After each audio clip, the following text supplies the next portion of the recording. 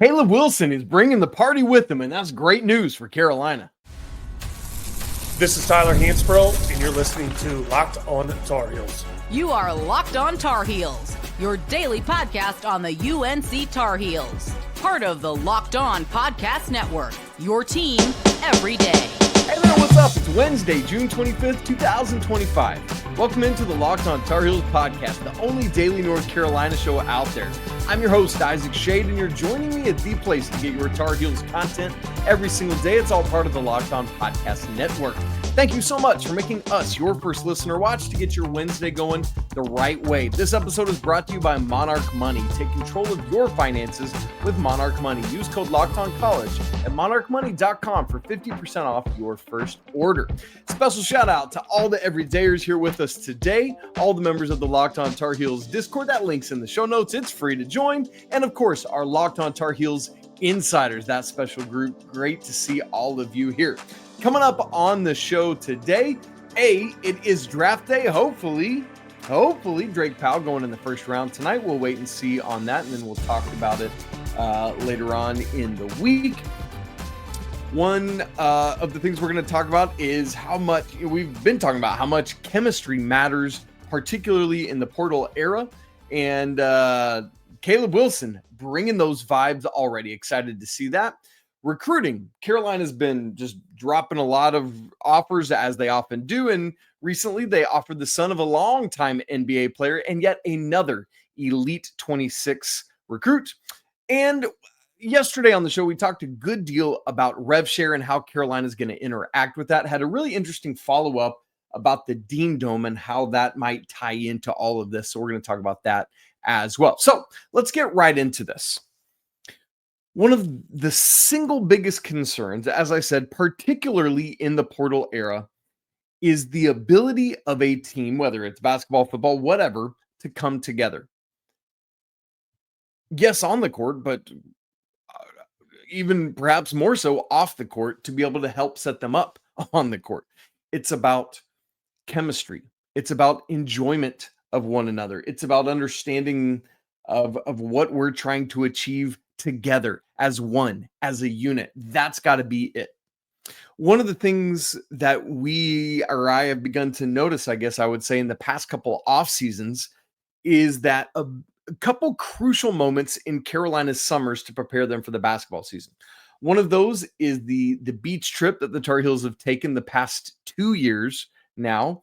Those moments, you know this, if you have getaways with friends, family, coworkers, whatever, man, there's just something different about getting out and going. You have inside stories, you do things together, right? It all comes together. Another critical moment in the Carolina calendar of the offseason is camp week. It's 3 separate entities. You have the first session of Carolina Basketball School. You have the Montrose camp, which has been going on right now. And then you have the second actual Carolina Basketball School session right after that. So it's those 3 back to back to back. And these moments are a great opportunity because a lot of the guys have just come in before camp to get ready for the first summer session of classes and things like that. And so Carolina has everyone around now. Obviously, Luka, not quite yet. And so this camp moment is like first impressions. You've just gotten there and you're getting going, right? And more tomorrow on the show with Coach Rob when he will join us. But on social media on Tuesday, we saw several clips, several pics from Montrose camp on their Instagram page. And what I took away from that, just from some of these glimpses, is something that I am very encouraged by. Because while talent, if there's an absence of talent, it doesn't matter. But if you have a talented basketball team, and if the chemistry is right, if the vibes are there, that matters. And what I saw from that video was vibes. I know, it's just late June. June? Apparently July and June are now 1 month. It's just late June. It's just a basketball camp for fathers and kids, right? With Montrose. But it's because that it's just those summer moments. that's precisely why when I see Caleb Wilson bounding around the court like a ball of energy, that gives me a lot of hope for Carolina this season, for the DNA of this team, for the makeup of it. What you saw in the video yesterday was Caleb Wilson and fellow freshman Zay Dennis are coaching a team of kids together. And context clues from Jonathan Powell's responses to them are that they were going up against Jonathan Powell coach team. And here's the thing for me. If you watch that video, go back and watch it. Caleb Wilson is everywhere, just having the time of his life, encouraging kids, laughing with buddy, all of this stuff. And when your biggest NBA prospect is out there laughing, carrying on, building other people up, man, that means something. Don't take that as nothing, because think of the opposite of that. It would be easy for someone in Caleb Wilson's position to just think, oh, this is just a quick stop in Chapel Hill for 10 months on my way to the NBA. I don't, I'll do what I got to do, but I don't want to be, all a big part of things and interacting at a big picture level. I'm going to show up, I'm going to put in my time, but I'm not going to go above and beyond to, really just go all in with this thing, right? Like I have seen that all across the nation with players who are too cool for school, quite literally. But not Caleb. And we've known coming into the year that he has an infectious spirit, but it's another thing to show up and do it.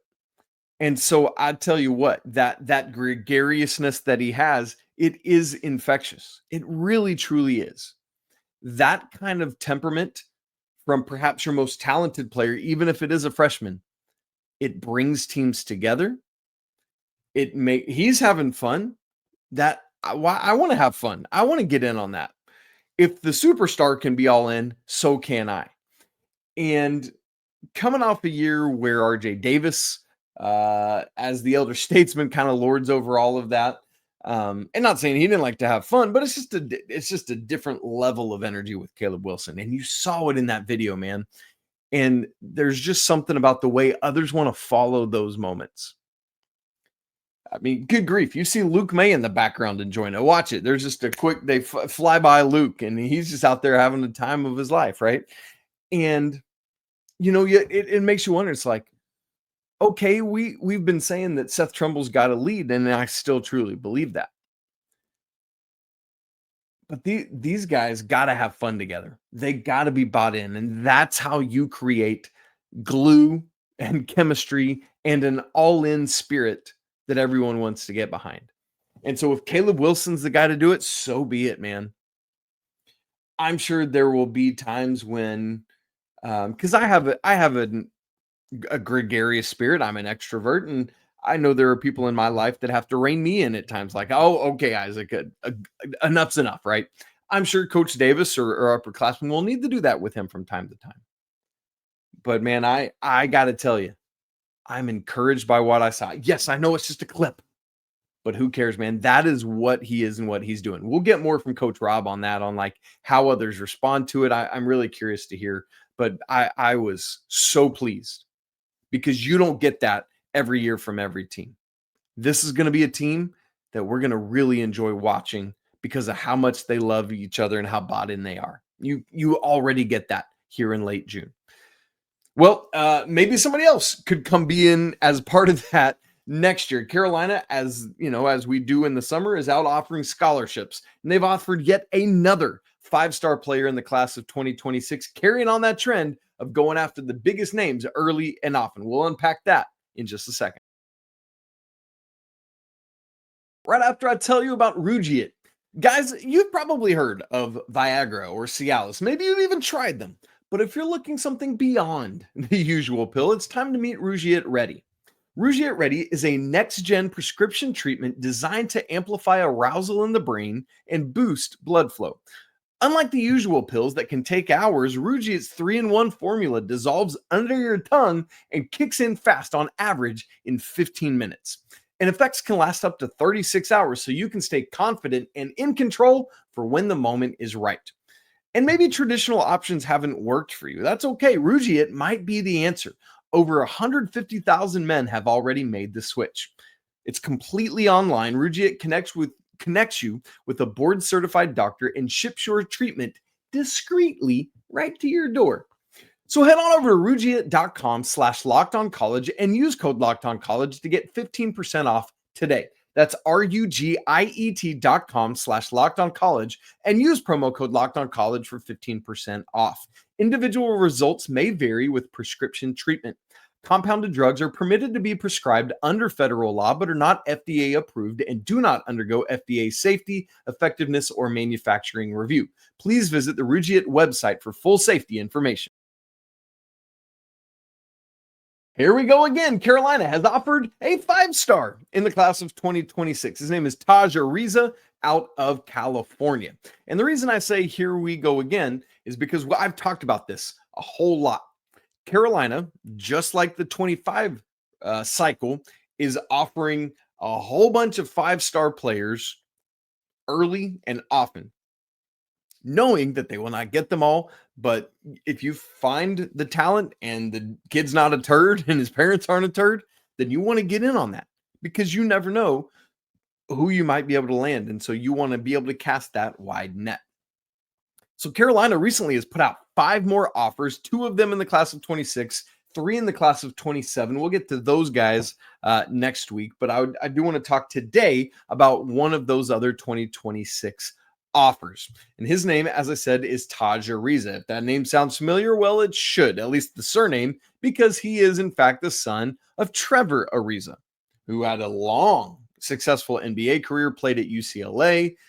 They live out in California, so, maybe, and also Carolina is getting in on the recruitment later in the game, so maybe it's a pointless endeavor, but it can't hurt to get in on it, and so we'll talk about it.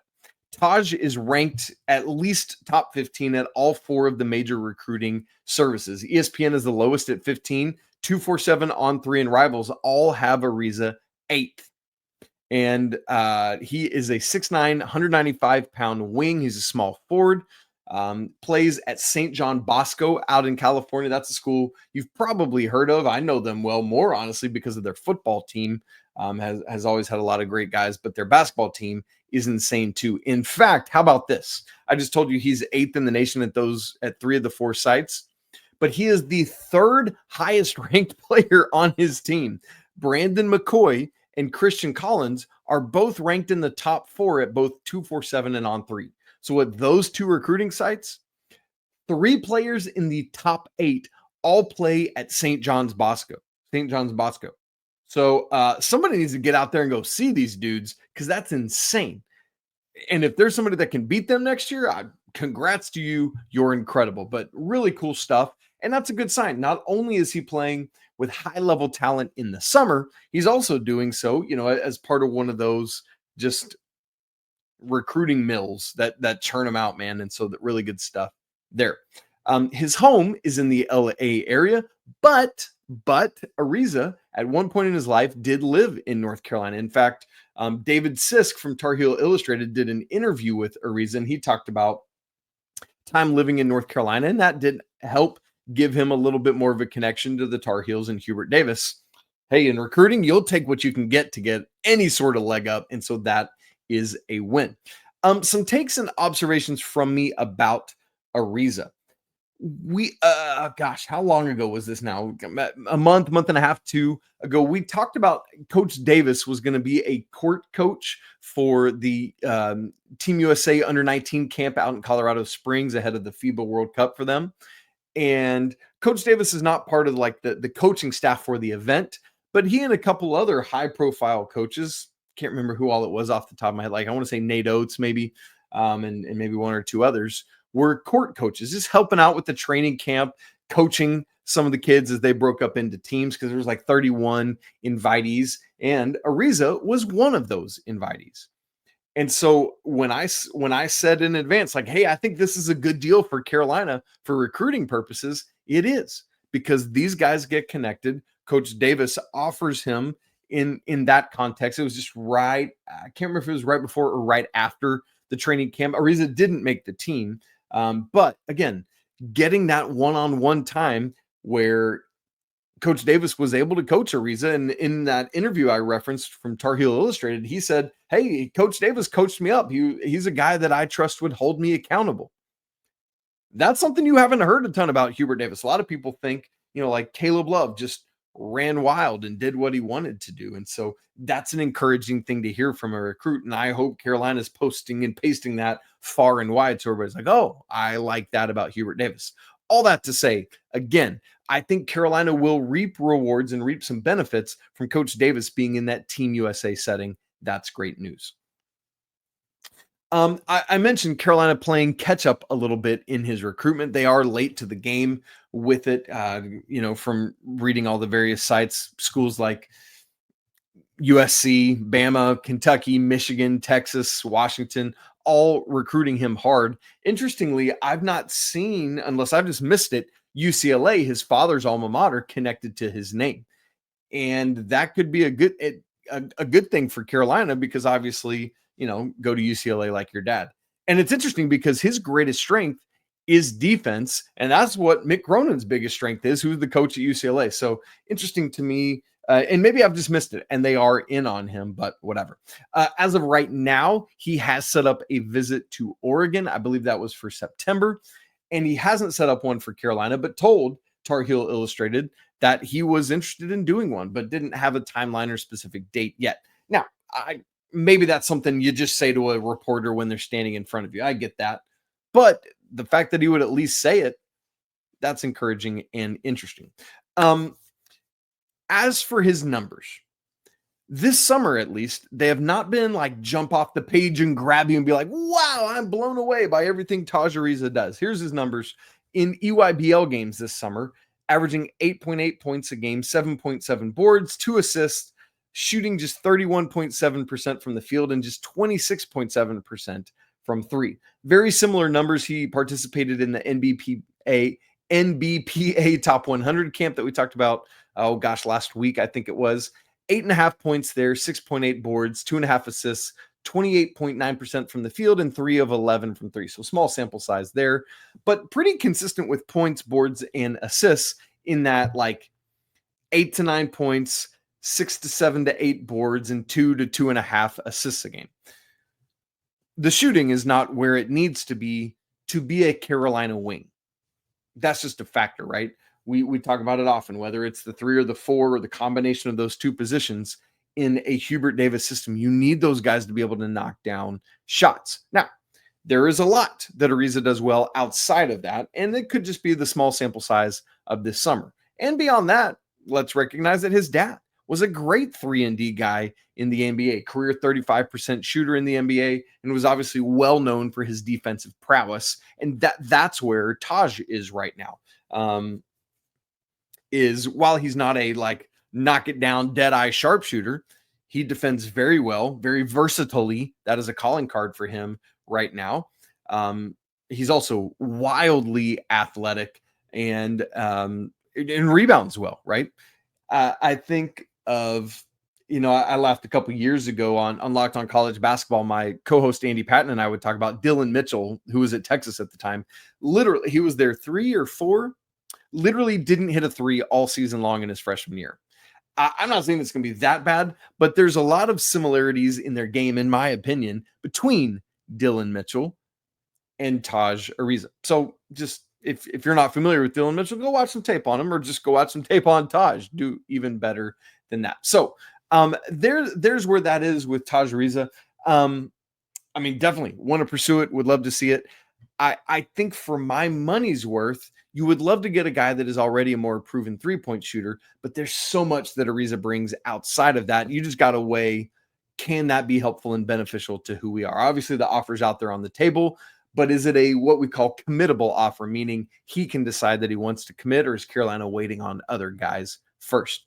One other quick note on recruiting. One of the guys Carolina had offered was Cole Rosario. Rosario has reclassed and committed to Kansas. So go ahead and strike him off your bingo card if you had your own list of Carolina recruits going. So Tajh Ariza, will keep our eyes on him. But again, yet another high elite 5-star guy that Carolina has offered. We'll see this year. They landed Caleb Wilson as the lone one, but sometimes that's what you need is just one. We'd love to get maybe 2 out of this top end of 26 class. We'll see what happens there. Now, we've been talking a lot about rev share and the house settlement. Had a great question about how a new potential basketball arena might play into that whole conversation. I'd love to wrap the show today by talking about that.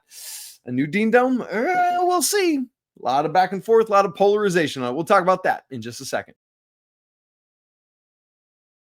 Right after I tell you about Monarch Money, do you ever check your bank account and wonder, hey, where did all my money go? You know, I'm always, we're traveling in the summer, we're doing stuff, we're going to outings. My son and I just went to Wonders of Wildlife, the Bass Pro Aquarium thing last weekend. You know, it's like you're spending all this money because between dining out and online shopping and entertainment, it's so easy to lose track of it all. And that's where Monarch Money comes in. It's your personal CFO giving you full visibility of and control over all of your finances. And it's not just a budgeting app. Monarch Money is a complete financial command center where you can track all your accounts, your investments, and spending all in one place. So you stop just managing your money and you actually start building wealth. Also, instead of having to juggle a whole bunch of different financial apps, no. Monarch Money is your one-stop shop where you can use it to track finances, track your spending, and even plan out long-term goals. Man, that's so helpful. So join us. Take control of your finances with Monarch Money. Use code LOCKEDONCollege at monarchmoney.com for 50% off your first year. Again, that's monarchmoney.com, code LOCKEDONCollege for half off your first year. Yesterday on the show, we talked about Bubba Cunningham's letter, the Carolina's athletic director, outlining how Carolina is planning to interact with the house settlement and everything that entails, chief of which being rev share, because that's the newest thing to this, plus the back payment to student athletes from 2016 to 24, as well as what you got to do now to get your NIL contracts. And so he shared those plans in a nice, very detailed, very helpful letter. If you want to hear more about that or see more about that, please go back and listen to or watch yesterday's episode. But in response to that, on one of the in one of the Tar Heel groups that I'm part of, Demario Hamilton asked me a great question, kind of in response to all that. So here's what he asked me. I'm curious, Isaac, what are your thoughts on UNC men's basketball in the arena situation? Meaning Carolina investigating what they want to do, keep the Smith Center, build something new, renovate, whatever it is. Personally, as much as and this is Demario still talking, personally, as much as I love the Dean Dome long-term, for revenue purposes, it's going to be best to build a new arena. The amount of revenue they can generate for not just the basketball program, but for all nonprofit sports, non-revenue sports, along with the football program, will make UNC even more elite and competitive across all of their sports, end quote. That's a great question from Demario there. Basically, what are my thoughts on Carolina men's basketball and the arena situation, as he called it? I'm essentially with Demario there. Where I'm at with it,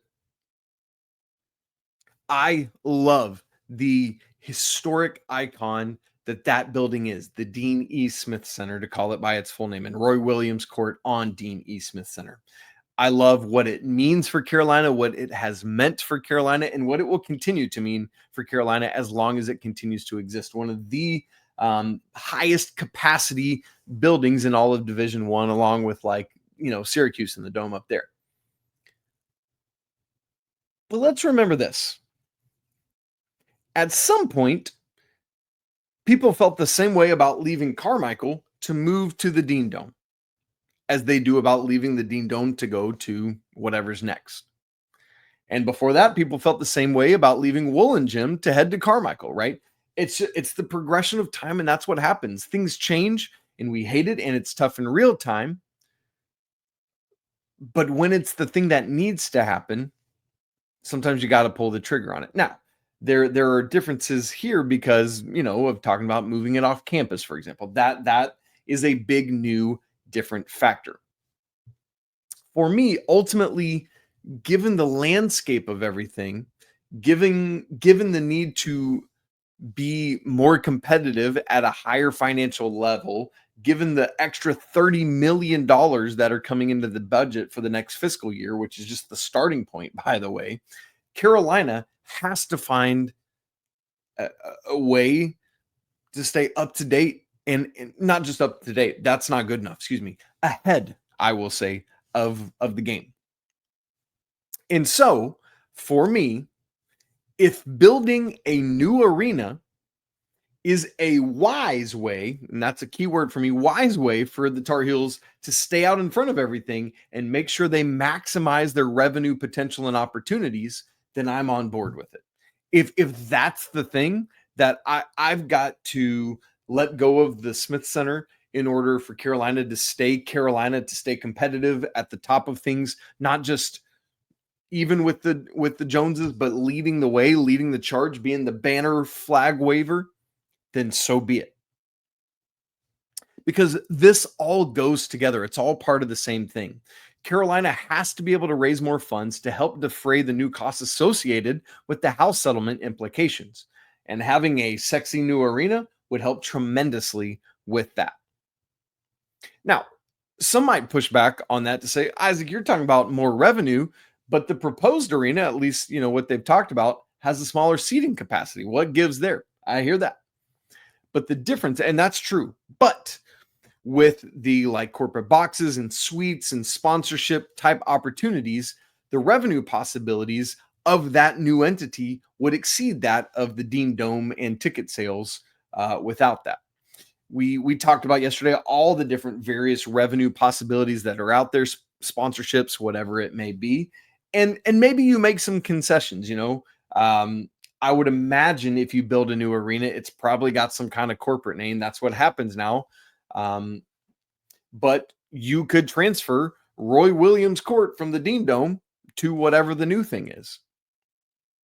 I'm sure there would still be some tip of the cap to Dean Smith, some tip of the cap to Roy Williams. I don't know what that looks like and what it is, but it, could be the Dean E. Smith Center brought to you by X. It could be Roy Williams Court sponsored by whatever, right?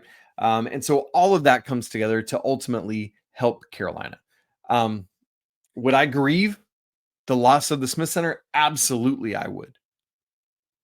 Because you get used to things and they are part of your life and childhood. And, all three Roy Williams championships happened in that building. The 93 championship, just all these things. I mean, the game didn't happen in that building, but those teams were in that building. So much of Carolina's highest level execution on the floor, the team was playing in that building. But with plans to build off campus, create a whole environment around it, it could be a wildly intentional setup and make it a whole experience, have other, shopping opportunities and restaurant opportunities. If I often talk about here on the show that I'm a big Braves fan. The Braves have the Battery where they have hotels and restaurants and other dining opportunities. So you don't just go to a game, you go to an experience. And you spend your money. Could Carolina create something like that all funnels back into the athletics department, helping in a big way? If you can do that, man, that'd be phenomenal. Phenomenal. And so make it a thing. Do it. Why not? Now, there's going to be a lot more. Carolina's obviously, I think the bigger picture to zoom back out is this as a reminder. Carolina is looking at anything and everything they can to find more revenue streams. And if this new building or proposed new building is something that can help in that way, and I know there's a lot of upfront costs because you got to pay to build a new building, and it's like, well, that money could be going to, and I get that. But, there's an opportunity cost that they have to evaluate. Could spending this money in the short term benefit us as a university or as an athletics department in the long term? And that's for wiser people than I to figure out. But that's where I'm at. I'm with DeMario on this. I think it would be wise for Carolina to build a new arena that helps them move into this new era and kind of signals the movement into the new era. Oh, by the way, man, would love to hear your thoughts. I'm sure there's a lot of you screaming at me because you vehemently disagree, and that's fine. I totally get it. Totally get that. But that's why we're here, is to talk and bicker and argue like brothers and sisters and cats and dogs is what we do. Thanks so much for joining me on the show today. Been great to be together. If you haven't subscribed to Locked On Tar Heels on video and audio, make sure you do that now so you don't miss a second. If you haven't joined the Locked On Tar Heels Discord, we'd love to see you in there. That link is in the show notes. Absolutely free to join. Come be part of that great community. And if you're not in the Locked On Tar Heels Insider Gang, we'd love to see you there as well. It's a great way to help support the show. That link is also in the show notes. You guys, it's always a great day to be a Tar Heel. Cannot wait. We've got some of our dudes coming up the next 2 days on the show. Assuming everything goes as is planned and schedules don't change. Coach Rob tomorrow, and the glorious return of our guy, Coach Pat Kilby, on Friday. Very excited for that. It's always a great day to be a Tar Heel. We'll talk again tomorrow, but until then, peace.